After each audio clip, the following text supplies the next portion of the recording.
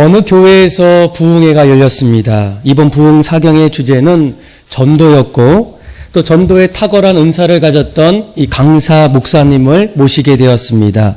많은 분들이 곳곳에서 찾아와서 말씀을 듣게 되는데 이상하게도 예배가 있는 날이면 맨 앞자리에서 말씀을 늘 듣고 있었던 모 권사님이 부흥회 사경회 동안 보이지 않았습니다.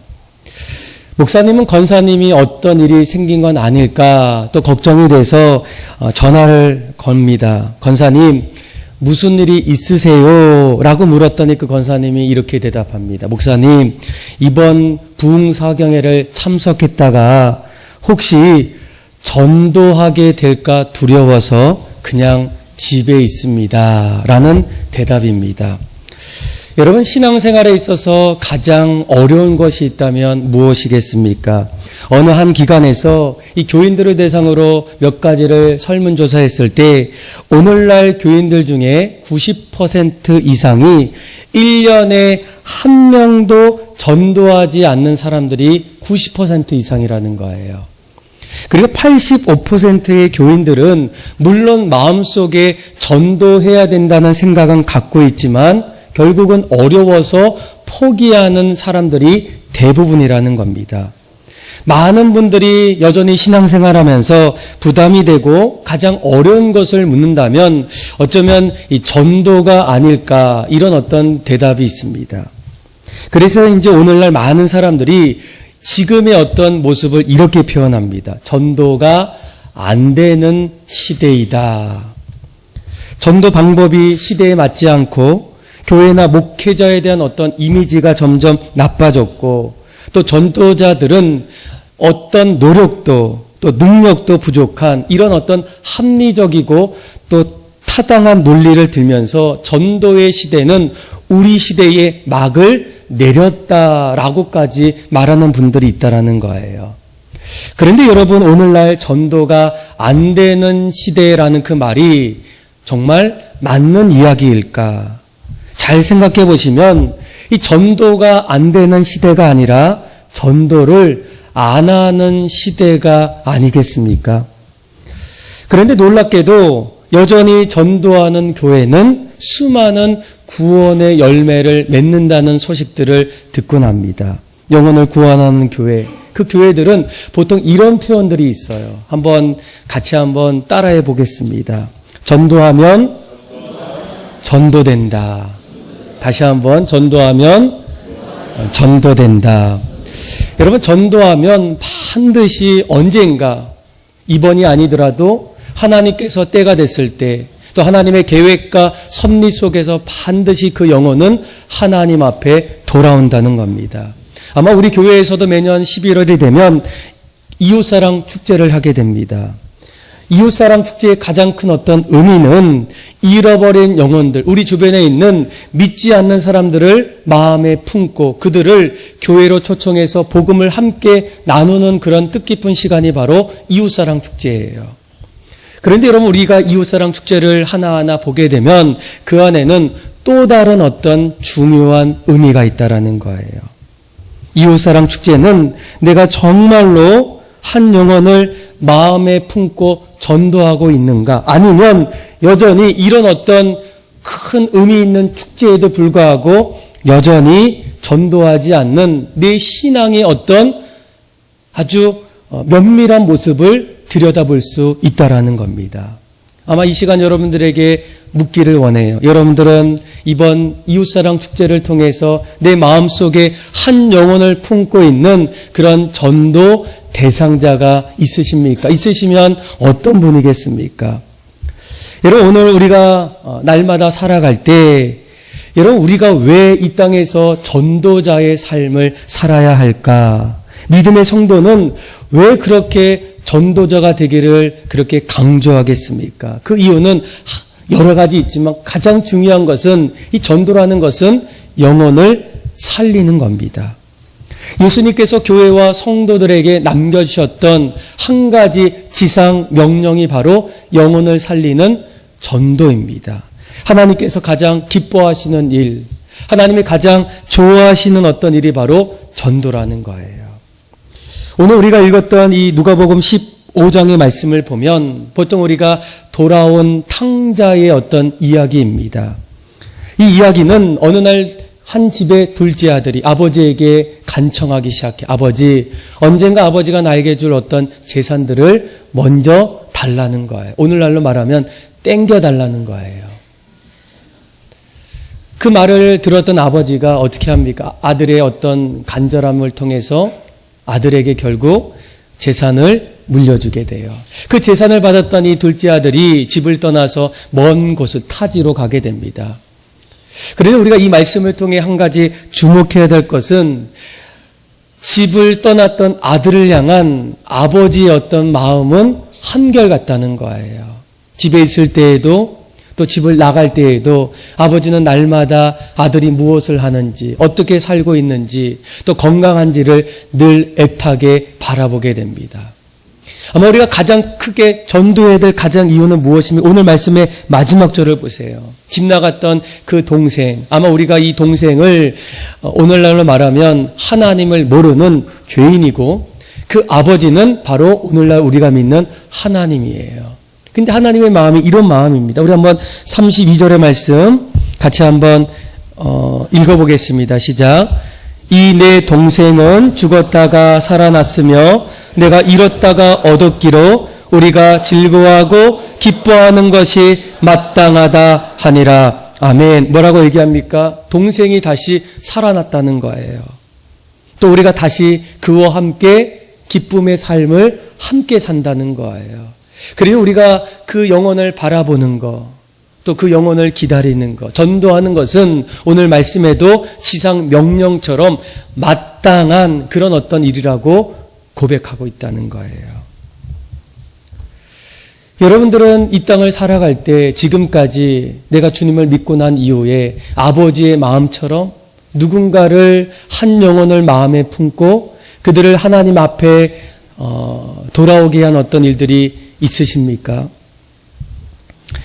오늘 우리가 읽었던 말씀을 잘 보시면 전도했던 사람들, 또 영혼을 구원하기를 간절히 원했던 사람에게는 한 가지의 어떤 공통점이 있어요. 그것이 바로 영혼에 대한, 전도에 대한 어떤 절박함이라는 거예요.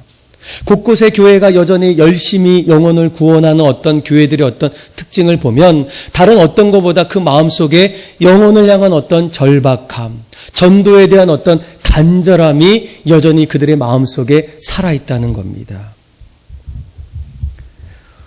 오늘 우리가 누가복음 15장에는 아버지와 둘째 아들이 나오지만 또한 우리가 주목해야 될 한 가지 어떤 말씀은 첫째 아들의 어떤 모습이라는 거예요.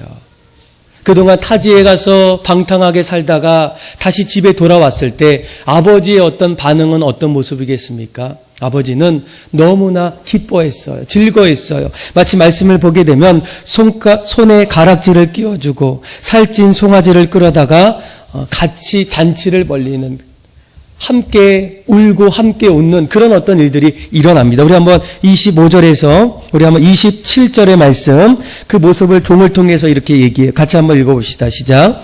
맏아들은 밭에 있다가 돌아와 집에 가까이 왔을 때에 풍악과 춤추는 소리를 듣고 한 종을 불러 이 무슨 일인가 물은데 대답하되 당신의 동생이 돌아왔음에 당신의 아버지가 건강한 그를 다시 맞아들이게 되므로 인하여 살찐 송아지를 잡았나이다. 아멘. 자, 아버지의 어떤 모습은 너무나 기뻐서 손에 가락지를 끼워주고 살찐 송아지를 베풀면서 잔치를 벌이는, 기뻐하는 그런 어떤 일들이 지금 일어나고 있지만 또 우리가 한 가지 반드시 바라봐야 될 어떤 모습은 둘째 아들이 아닌 첫째 아들의 어떤 행동이라는 거예요. 그의 마음.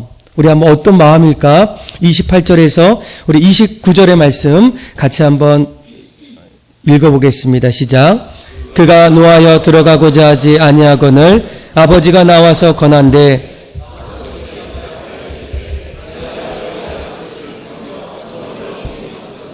내게는 염소 새끼라도 주어 나와 내 벗으로 즐겁게 하신 일이 없더니. 아멘. 자, 28절에 보면 첫째 아들의 어떤 마음의 행동은 어떤 모습입니까?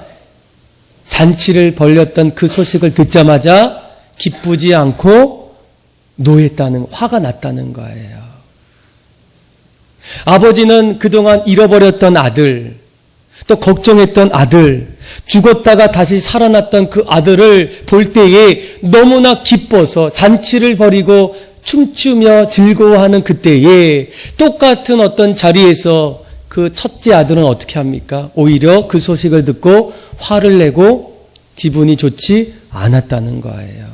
도대체 그 이유가 무엇이었을까?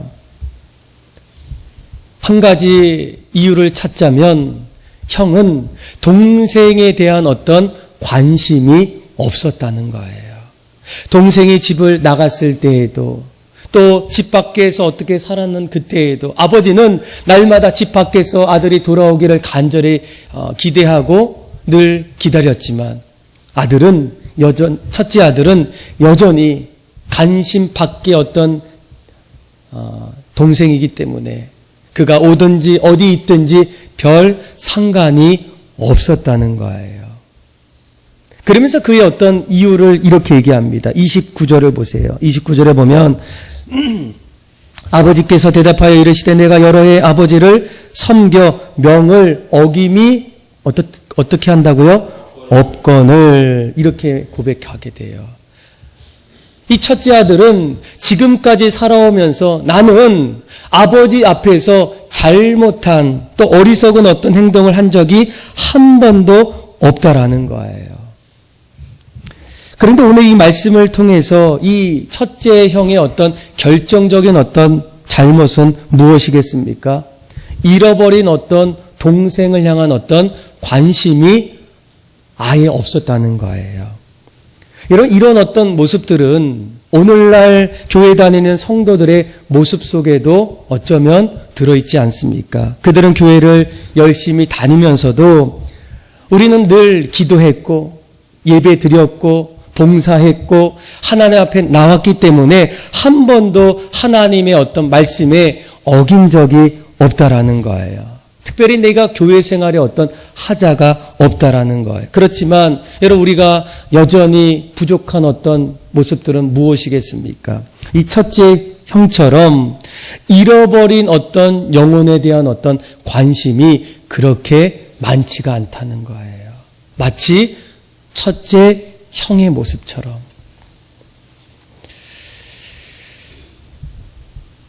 이것이 바로 오늘날의 한국교회에 가장 먼저 바꿔야 될 그런 어떤 모습입니다. 하나님은 가장 먼저 좋아하시는 것, 가장 기뻐하시는 것, 하나님의 원하신 하나님의 뜻은 이 땅에 영혼들이 주님 앞에 돌아와서 하나님 나라를 세워가기를 간절히 원한다는 거예요. 그렇다면 우리도 그 어떤 자리에 함께 동참하기 위해서 여러분, 이 간절함 또 어떤 갈급함의 어떤 또 다른 표현이 무엇이겠습니까? 사랑이라는 거예요. 우리가 하나님 아버지의 마음처럼 한 영혼을 사랑하기 시작한다면 그 사랑이 우리 어떤 삶을 점점 바뀌기 시작해요. 사랑하면 용서하기 시작하고, 사랑하면 기다리기 시작하고, 사랑하면 서로를 알고 싶고 힘이 나고 희생하고 또 그 안에서 날마다 행복함이 사랑 속에 나타납니다. 그래서 우리가 정말로 한 영혼을 사랑하기 시작하면 어떤 일들이 일어나겠습니까? 그 영혼을 주님께로 돌아오기를 원하는 어떤 전도자의 삶을 결단하게 된다는 거예요. 부활하신 예수님께서 제자들을 만났던 그때에도 너희들이 이제 내가 했던 그 양들을 너희가 먹여라. 너희가 그 일들을 쳐라. 이런 말씀을 하기 바로 전에 하셨던 말씀이 무엇이겠습니까? 너희가 나를 사랑하면, 사랑이 내 안에 있을 때에 사랑이 실천의 모습으로 바뀌기 시작한다는 거예요. 결국 전도자의 어떤 삶의 자리에는 하나님을 향한 어떤 사랑, 영혼을 향한 어떤 그런 긍휼의 어떤 마음의 사랑이 있을 때에 우리는 그때부터 전도자의 삶을 살 수가 있다라는 겁니다. 우리가 늘 작은 복음이라고 말하는 요한복음 3장 16절에 보면 어떻게 하나님께서 자신이 사랑하는 독생자 예수님을 우리를 위해서 내어주실 수 있었을까? 그런데 그 말씀의 서두에 분명하게 고백합니다. 하나님이 세상을 이처럼 사랑하기에 아들을 움직이기 시작했고, 사랑하기에 자신의 독생자를 십자가에 내어드렸다는 거예요.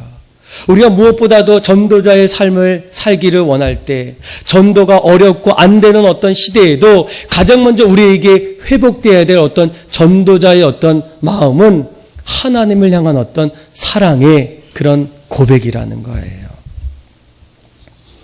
그렇다면 우리가 그 사랑을 마음에 회복하고 그 사랑을 마음에 품고 이제는 한 영혼을 바라보기 시작할 때 반드시 여러분들이 고민하고 또 한번 바라봐야 될 한 가지 어떤 사항이 있어요. 사랑할 때 사랑은 실제적인 어떤 그런 방식이 있다는 거예요. 아마 전 세계적으로 사랑의 방식을 배우려는 사람들에게 가장 많이 추천하는 세계적인 어떤 책, 베스트셀러라고 불리는 5가지 사랑의 언어라는 책이 있어요. 아마 이 책의 어떤 모습을 보면 가장 먼저 이 사랑으로 맺어진 이 부부가 앞으로 어떻게 더 행복하고 조화로운 어떤 삶을 살 수 있을까를 아주 실제적으로 이렇게 구체적으로 썼던 어떤 내용이지만, 이 책은 조금 더 나아가서는 이 부부를 넘어서 인간이 서로가 서로를 더 사랑할 수 있는 그런 어떤 방식들을 함께 나누는 그런 어떤 책입니다. 저는 여러분들이 꼭 기회가 되면 한번 읽었으면 좋겠어요. 그런데 이 책의 저자였던 이 게리 체프먼은 사랑에 대해서 이런 이야기를 합니다. 인간 누구나 고유의 언어 체계를 가지고 의사소통을 하듯이 사랑하는 방식에도 독특한 언어 체계가 있기에 이를 통해서 사랑이 상대방에게 전달되고 그 전달이 효과적인 어떤 모습으로 이루어진다는 거예요. 그래서 그는 그 사랑의 어떤 방식을 크게 5가지로 분류합니다. 우리가 사랑을 알 수 있고 사랑을 또 느낄 수 있고 전달할 수 있는 사랑의 어떤 언어가 5가지가 있다는 거예요. 저는 이 책을 좀 보면서 그렇구나, 우리가 예수님의 사랑을 전할 때 사람마다 사랑의 언어가 다르다고 한다면 그런 모습으로 가까이 가면 어떨까라는 어떤 생각들. 그래서 우리가 이 사랑을 하나하나 증거하고 전할 때 효과적으로 조금 더 열매 맺을 수 있는 그런 어떤 사랑의 방식들이 도대체 무엇일까? 오늘 이 사랑의 어떤 실제적인 어떤 그런 구체적인 방법들을 함께 나누기를 원해요. 첫 번째로 이 사랑의 언어 가운데 첫 번째가 바로 인정입니다. 여러분, 인정하고 격려하는 말은 사랑을 표현하는 또 한 가지의 방법이에요. 솔로몬 왕은 죽고 사는 어떤 권세는 혀에 달려있다고 말합니다. 우리가 어떻게 말하느냐에 따라서 사랑이 자랄 수도 있고 사랑이 점점 금이 갈 수도 있다는 거예요. 더욱이 인정한다는 말 중에 가장 좋은 것이 바로 칭찬입니다. 칭찬은 기로 먹는 보약과도 같다라는 거예요. 그래서 우리가 앞으로 만나게 될 어떤 전도 대상자를 만날 때에 우리가 사용해야 될 어떤 사랑의 언어는 어떤 언어예요? 인정하는 거예요. 그 사람을 볼 때마다 격려하는 겁니다. 칭찬하는 거예요. 어떤 분들은 항상 이런 이야기를 가끔씩 할 때가 있어요. 그러니까 교회 안 다니니까 이 모양이지. 빨리 교회 다녀. 이런 어떤 말. 사실 사랑을 느낄 수 있는 어떤 말은 그런 말이 아니라는 거예요. 높여주고 격려하고 인정하고 칭찬하는 거. 보통 한국 사람들의 어떤 모습 속에는 칭찬이 좀 약하다는 어떤 말들이 있어요. 인사하는 것들. 그래서 여러분들 한번 연습을 한번 했으면 좋겠어요. 옆에 계신 분들에게 당신을 보니까 기분이 좋습니다. 한번 해보세요. 예. 다시 한번 당신을 보니까 오늘 엣지 있네요. 뭐 이렇게 한번 인사해 보세요. 예. 예. 아직도 안 하시는 분들이 있어요. 그러니까 마지막으로 당신을 보니까 밥맛이 납니다. 이렇게 한번 해보세요. 예. 사랑을 표현할 수 있는 또 한 가지 어떤 언어는 바로 인정이고, 그리고 또 한 가지는 함께하는 시간입니다. 이것은 전적으로 사람 앞에 올인하는 어떤 투자하는 거예요. 그래서 내가 그 사람 앞에서 관심을 가지고 함께 시간을 보내는 어떤 것이 바로 사랑의 또 다른 어떤 모습이라는 거예요. 물론 남자분들 중에는 여성들이랑 이야기할 때 소파에 앉아서 TV를 보면서 이야기하는 어떤 분들이 있어요. 그런데 이런 어떤 모습들은 함께하는 시간이라고 말할 수 없다라는 거. 함께하는 시간은 내가 서로를 집중하고 눈을 마주치면서 대화하는 그런 어떤 모습이 바로 함께하는 어떤 시간이라는 거예요. 그래서 보통 남자보다는 여성들이 이 어떤 사랑의 언어를 조금 더 좋아한다는 거예요. 내가 전도 대상자가 있을 때 그와 함께하는 시간을 여러분들이 마련하셔야 돼요.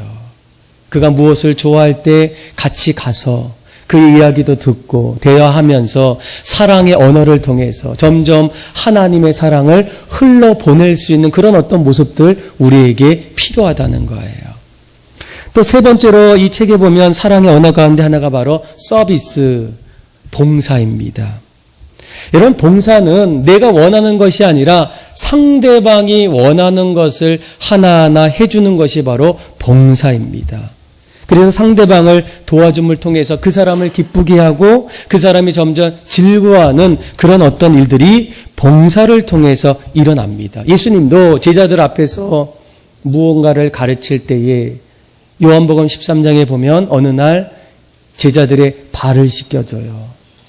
그들을 위해서 봉사합니다. 그 봉사 속에 예수님의 사랑을 느끼지 않았겠습니까? 우리 안에 누군가를 마음에 품고 있다면 이 봉사의 어떤 사랑의 언어도 그 사람을 위해서 필요하다는 거예요. 물론 우리가 기도 열심히 하는 거 중요하지만 기도하고 난 이후에 이런 사랑의 언어들을 함께 나눠야 한다는 거예요. 네 번째로 사랑의 언어는 바로 스킨십, 이 신체적 접촉입니다. 아동 발달 과정을 연구한 많은 보고서에 따르면 이 스킨십을 전혀 하지 않는 아이들과 그리고 자꾸 이렇게 스킨십을 하는 이 아이들의 어떤 이 모습들은 정서적으로 다르다는 거예요. 많이 해줄수록 좋아하고 안정감을 갖게 된다는 거예요. 심지어는 이 부모로부터 왜 건강할 수 있을까? 면역 시스템을 그 안에서 아이들이 신체적 접촉을 통해서 받을 수 있고, 그래서 최근에는 어떤 의학센터에서는 이 아픈 사람들이 이렇게 서로를 이렇게 안마해주는 어떤 마사지해주는 어떤 일들이 일어날 때 그 이유를 물어보면 그 속에서 서로를 신뢰하고 안정감을 가질 수 있는 어떤 일들이 그 안에서 나타난다는 거예요. 요즘 얼마 전부터 학교를 가보면 아이들을 데려다 줄 때 항상 학교 앞에는 누가 계셔요? 교장 선생님이 계셔요. 저희 애들도 집에서 나올 때 어떤 모습과 그리고 정문이 가까웠을 때 어떤 그 자세가 좀 다릅니다. 손을 넣었다가 또 막 갔다가 갑자기 그 앞에서 옷가짐을 막 봐요. 그리고 손을 빼요. 그리고 교장 선생님을 보면 뭘 합니까? 하이파이브를 해요. 나중에 이렇게 이런 어떤 결과들을 보면 아이들의 대부분의 대답은 이런 대답이에요. 교장 선생님이 나를 좋아하는 것 같다는 거예요. 더 많이 나를 알아주고 또 그런 느낌이 들어서 고맙다는 거예요. 학교는 가기 싫은데 정문은 빨리 가고 싶대요. 여러분, 예수님도 이런 어떤 신체적 접촉의 어떤 모습들이 곳곳에 나옵니다. 마가복음 8장에 보면 예수님께서 갈릴리 호숫가에 갔을 때에 기먹고 말 더듬는 자를 만나게 돼요. 예수님은 말로만도 그 사람을 고칠 수 있는데 그 자리에서 어떻게 하십니까? 그를 따로 데리고 가셔요. 아무도 없는 곳에서 손가락을 그의 양귀에 넣고 침을 뱉어서 그 혀에 손을 넣었을 때 그 말 더듬는 보지 못하는 그 사람을 고치게 됩니다. 왜 예수님이 그런 어떤 일들을 하셨을까? 그때 그 보지 못했고 말 더듬었던 그 사람의 마음속에는 고침받는 어떤 은혜도 있지만 내 곁에 찾아오셨던 예수님의 어떤 따뜻한 사랑함을 느낄 수가 있다는 거예요. 베드로의 장모님도 마찬가지입니다. 열병으로 누웠을 때 장모에게 일어나라 말로만 할 수 있을 때 말씀을 보면 장모를 어떻게 합니까? 오히려 그의 손을 만지시고 일으키시면서 그 열병을 쫓으셨어요. 그 안에 무엇을 느낄 수가 있겠습니까? 바로 사랑이라는 거예요. 사랑이 있을 때 더 가까이 가고 싶고 사랑이 있을 때 그 자리에 머물고 싶다는 거예요. 여러분 사랑의 5가지 언어 가운데 4가지가 뭐예요? 하나는 인정하는 거, 함께하는 거, 봉사하는 거, 또 스킨십을 갖는 거예요. 그리고 마지막 한 가지는 바로 선물, 기프트입니다. 아마 남녀노소를 막론하고 선물을 받아서 화가 났다는 사람을 여태껏 본 적이 없어요. 어떤 사람도 선물을 받으면 기분이 어때요? 안 받아보셨어요? 예, 기분이 참 좋습니다. 그 이유를 보면 이 선물을 받을 때마다 느껴지는 감정이 있어요. 그 사람이 나를 생각하고 있구나. 나에게 관심이 있구나. 선물은 마음을 표현할 수 있는 또 다른 어떤 그런 요소가 바로 선물이라는 거예요. 그래서 우리가 전도 대상자를 바라봤을 때 기도는 해야 되겠지만 또 한 가지 해야 될 일이 뭐예요? 선물도 그 사람이 정말 이 사랑의 언어 중에 하나가 선물이라면 조그만 선물이라도 준비하셔야 되는 거예요. 한 영혼이 주님 앞에 돌아오는 그 자리에 내 입장이 아니라 그 사람이 어떤 입장을 바라봤을 때 그 사람이 이런 것들을 좋아하고 그 자리에 무언가 사랑을 느끼기를 원한다면 우리가 실질적으로 구체적으로 그렇게 할 수 있는 어떤 일들을 반드시 하면 어떨까? 그래서 이 사랑의 5가지 언어 중에 이 게리 체프먼은 보통 사람들은 5가지 중에 2가지를 가장 좋아한대요. 그런데 그것이 어떤 것인지는 사람마다 다르다는 거예요. 그래서 어떻게 알 수 있을까? 3가지 질문을 통해서 내가 무엇을 사랑의 언어로 갖고 있는지를 알 수 있다는 거예요. 첫째는 내가 지금 어떻게 다른 사람에게 사랑을 표현하고 있을까? 내가 좋아하기 때문에 그런 방식으로 표현한다는 거예요. 또 한 가지, 내가 자주 불평하는 것이 무엇일까? 내가 그것이 필요하기 때문에 결핍되었기 때문에 오히려 불평한다는 것. 그것이 바로 사랑의 언어라는 겁니다. 또 한 가지, 내가 상대에게 자주 요구하는 것이 무엇일까?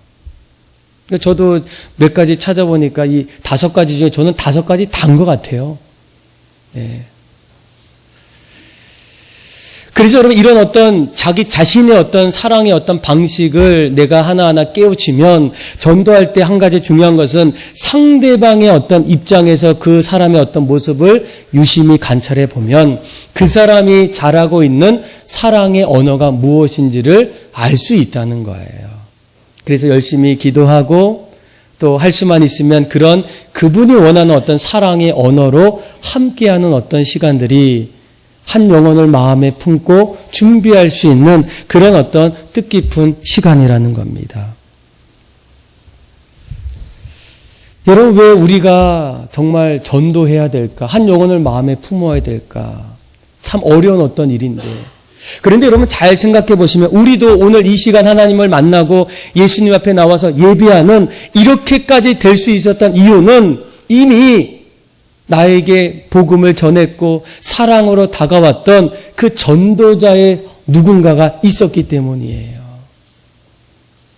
어떤 분들은 저에게 얘기해요. 목사님, 저는요 정말 그 전도했던 사람들 정말 싫어했어요. 심지어는 저희 집에 이렇게 문 띵동했을 때 소금을 뿌렸대요. 아마 여기 계셔요. 그분의 어떤 전도자의 어떤 발걸음이 없었다면 좋으신 하나님, 새 생명을 나에게 허락하신 그 하나님을 내가 언제 어떻게 만날 수가 있겠습니까?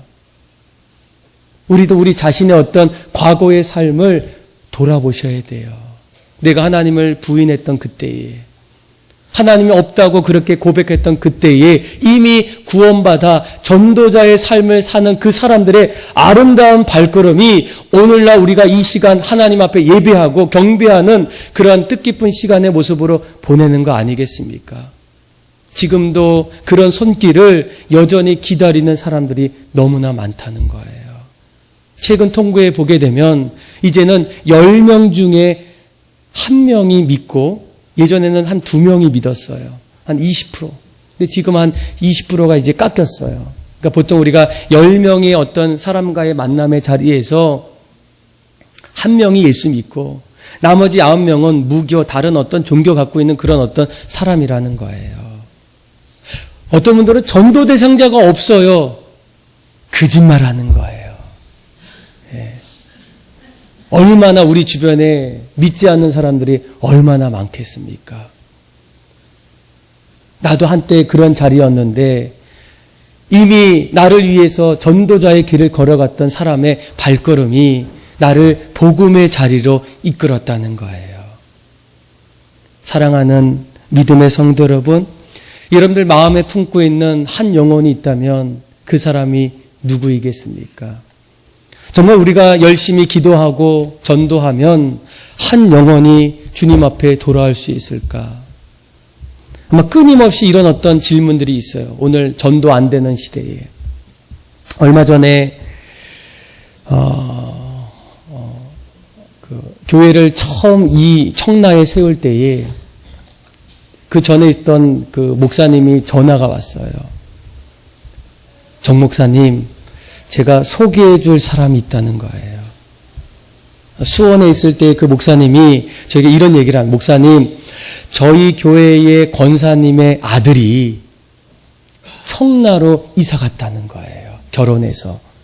그래서 제가 연락을 할 테니, 또 그 권사님한테 이야기를 할 테니, 이제 언젠가는 저희 교회에 오면 함께 믿음 생활을 하라는 거예요. 그래서 제가 내심 기다렸을까요? 안 기다렸을까요? 기다렸어요. 먼저 전화하기도 좀 그렇고 해서 그쪽에서 먼저 해준다고 했으니 좀 기다렸어요. 그런데 결국 오지 않았어요. 2014년도에도 안 왔고 2015년도에도 안 왔고 6년, 7년, 이제는 점점 마음에 그런 어떤 모습들을 포기하기 시작했어요. 그런데 2015년도에 저희 교회 한 분이 등록했는데 나중에 알고 보니까 그분이 수원에서 권사님의 그 동생분이에요. 처음에 몰랐다가 나중에 이렇게 교제하다 보니까 그 권사님의 동생분이 이 청라의 부천에서 이사 와서 사시고 이렇게 지나가다가, 그러니까 언니한테 소개를 받은 게 아니라 지나가다가 교회를 보고 우리 교회에 등록하셨다는 거예요. 그리고 한 3주 전인가요? 3주 전에 그 집사님, 이제 가다가 등록하신 그 집사님, 권사님의 그 동생이지, 그 집사님이 갑자기 예배가 마칠 때 저 뒤쪽에서 저를 불렀어요. 목사님, 잠깐 오세요. 왜요? 제가 소개해 줄 사람이 있습니다. 누굽니까? 저의 조카라는 거예요. 조카. 그러니까 그 수원의 권사님의 딸이죠. 그러니까 몇 년 만에 온 거예요. 6년 만에 왔어요. 6년 만에. 근데 이 집사님도 사실은 이 조카가 우리 교회에 오늘 온지는 몰랐다는 거. 그런데 문자를 보니까, 예배 시간 문자를 보니까 이제 1부 예배 오시고 2부 예배 때 봉사하시는데 문자를 보니까 이 조카가 이렇게 하는 거예요. 저 오늘 이모 교회에 한번 가려고 해요.